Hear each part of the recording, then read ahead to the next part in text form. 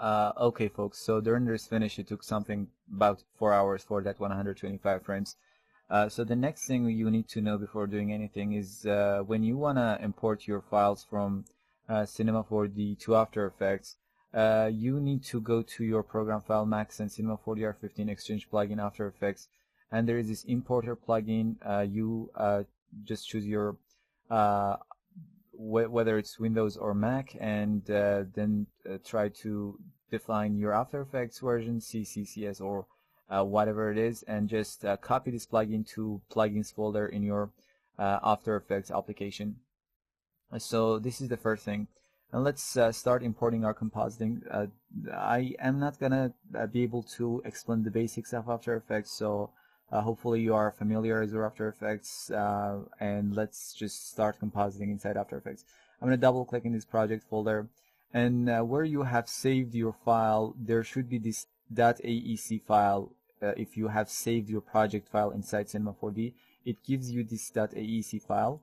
Let me double click on this, and this will import all of your renders, passes, and also give you a composition here which contains different lights and cameras and stuff like that. So let me just delete these two layers. Unfortunately, it doesn't give us our main render, so we have to do a bit manual stuff. Let me delete, and also I'm going to delete this light. And our camera is the second camera we worked with. Let me delete this fourth camera. Now let's go to this end, to the end of this layer, and hit N, and right click, trim comp to work area. So this is our composition, and we are ready to actually work with it. Now before adding anything, I'm just going to organize this sequence here and import all of them into this folder and delete this special passes folder. And now we have all of our renders in one tidy folder. So let's start by adding our first element, which is our main render, and I'm going to import it to my composition. And this is our render, so let's quickly load it to our RAM and see how it looks. Hit 0, and let's see what we have got here.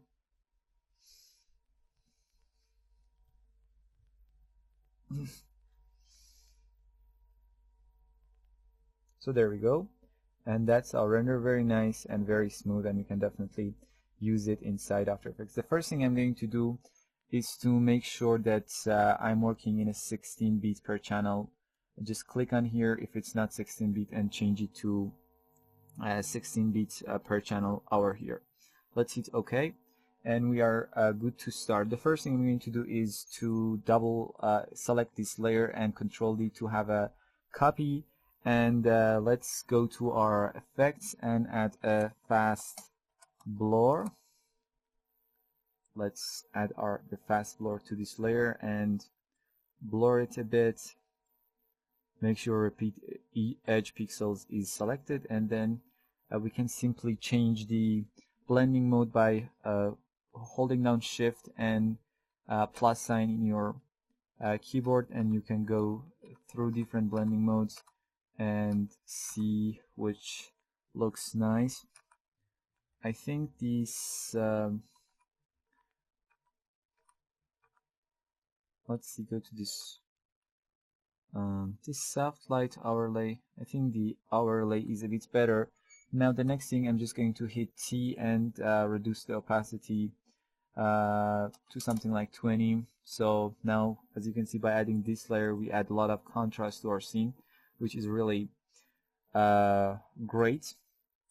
And okay, this is not too bad. And the first thing, one important thing that I like to do before doing anything is to try to control the color of these main elements, main chord cloner, this logo cloner that we had in Cinema 4D. Let's try to change the color scheme here inside Cinema 4D and see what we can do.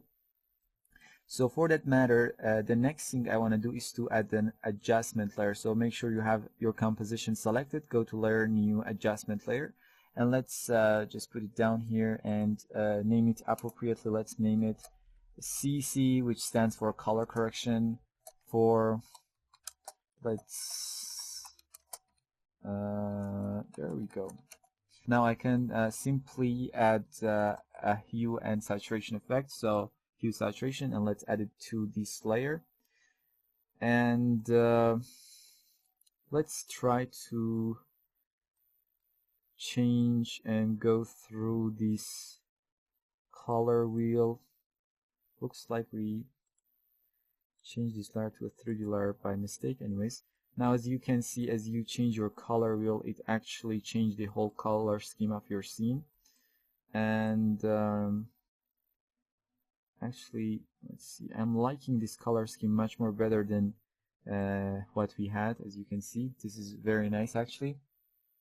But now what I wanted to make sure is this color correction, I just want to be applied to this cylinder and not this hair element. As you can see, if I turn this effect on and off, it simply affects all my layers.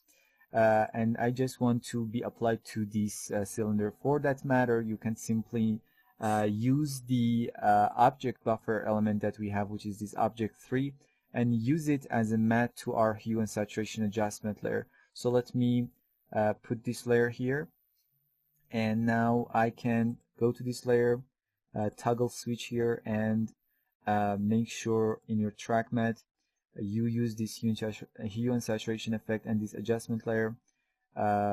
Make sure it's using the Luma matte.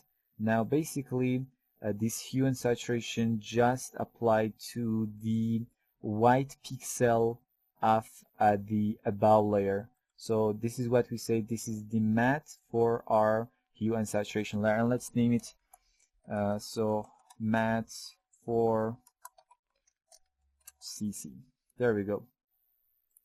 Now this is a good starting point. Basically, the next thing, I think our whole render is too much saturated, and let's add another adjustment layer, and let's just name it saturation, or what, the saturation, and apply another hue and saturation effect, and let's just desaturate it a little bit. So now I think this is a bit better.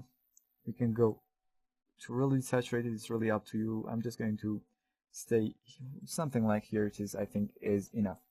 Now in this point, I think what we can do is start adding our depth of field. So let's add our depth map to our render here. There we go, here is our depth map. I can put it down here, and let's rename it to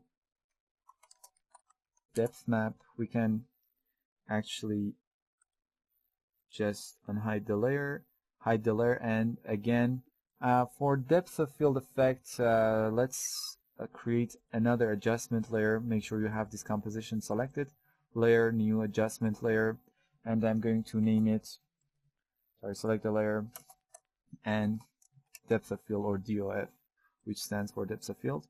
And for depth of field effect, I'm going to use a plugin called Frischlauf depth of field, and let's just type in here FL. And this is a very, very useful and powerful plugin. I really use it a lot. So let's apply this plugin to our depth of field map. If you have caps lock turned on your keyboard, please turn it off. The first thing you need to do when you apply depth of field effect is to define your depth layer. So we have added our depth layer and depth map, and let's go to select that layer, and let's add a bit more radius. Now as you can see, we have a bit of problem because now it's kinda it's the opposite of what we want. We want the, if you take a look at the depth map here, let me just as you can see, we have this black pixels, white pixel, gray pixels. Right now the depth of field effect, if you just take a look here and see the picture here, you can see depth of field effect blurs the black pixels, and as you can see, the white pixels right now are in focus. So we have to kinda reverse this behavior. So I'm going to my depth of field layer, and a very simple way to reverse the behavior is by clicking on this select depth picker, and you can choose what shade of this grayscale value you want the focus to be. So about here, so let's just click here and peak here. There we go. Now as you can see, our depth of field map is right, and we have added it very nicely. Even though the amount is too much, let's go to something like 10 maybe, and okay, something like 6 looks quite nice. And there we go. You have this very nice effect here. And the next thing, I want to add a feel of sort of having fog back here. So let's do that. And in order to do that, really simply, you can create a new solid. Let's make sure we have our composition selected, new solid. And before doing that, let me just get back to where I have these. Okay, now let's add a new solid, choose a nice color.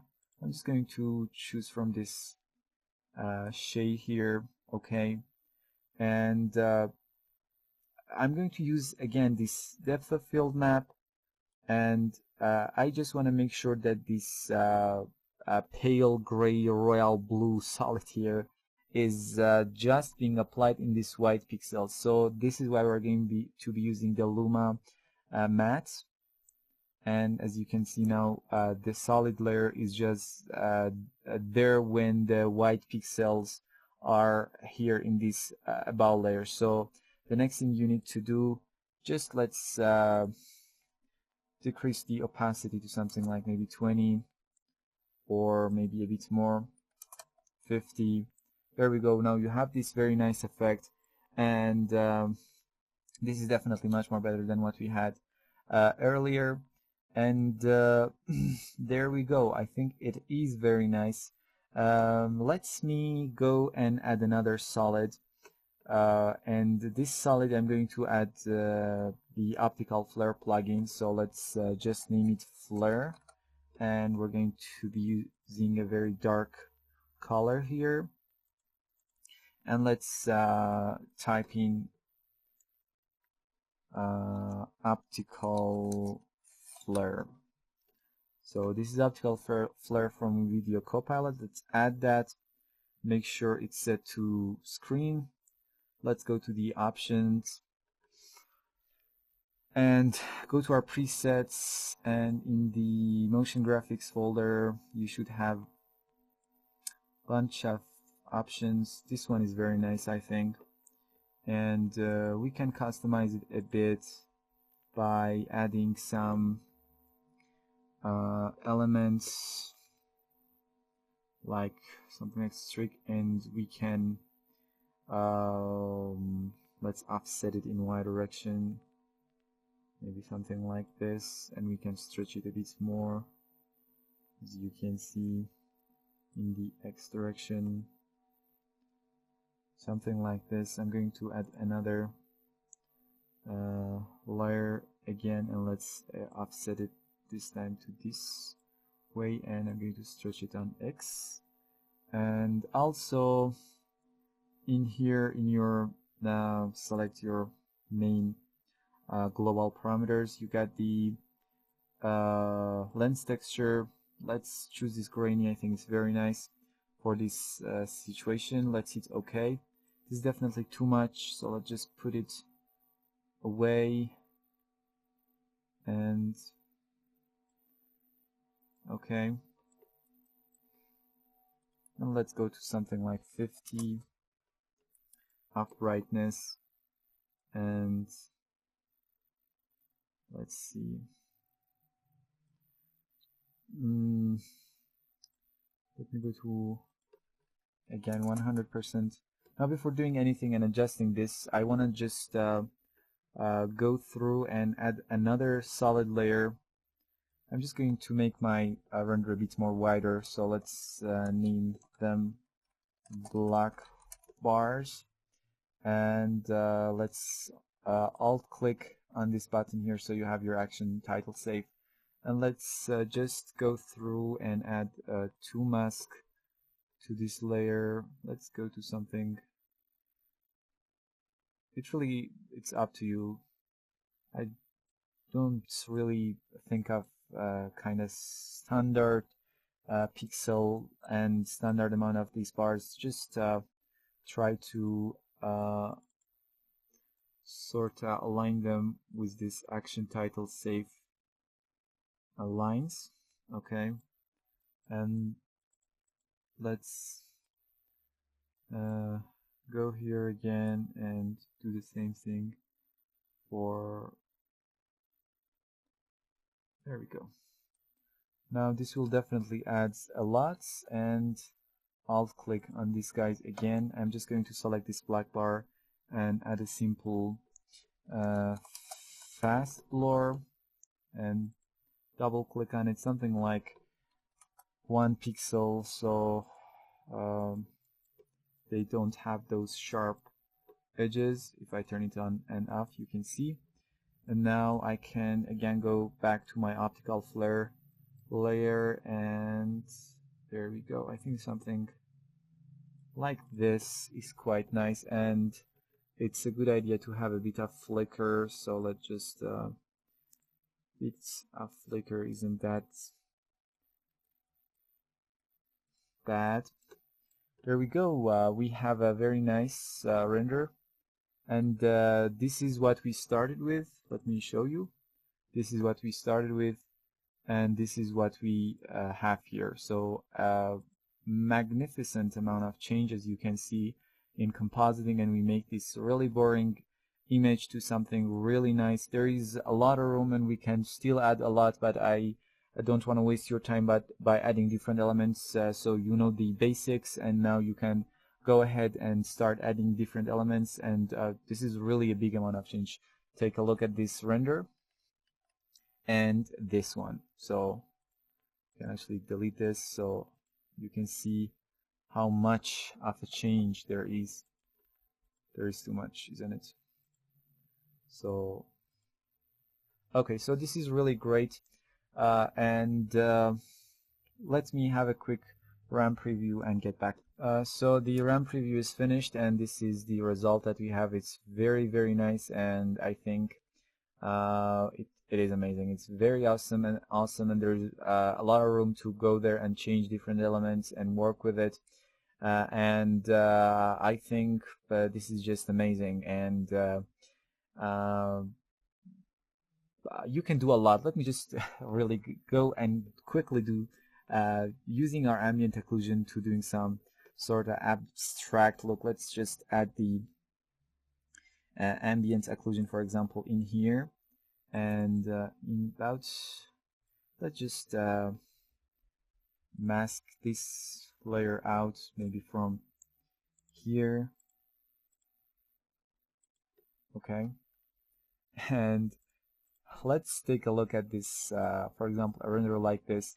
Let me just have a quick RAM preview. Let's just, gonna take a bit of time, but you can see really you can go there and change different elements, add different elements. You can have this ambient occlusion sort of flickering or just appear for 1 or 2 seconds, but take a look at this, and this is definitely very nice, and you can go there, and this simple stuff can really add a lot to your renders. If you go a little bit wild, it really it's not gonna hurt anybody, and it just make your job a bit more really special and different from what other people do.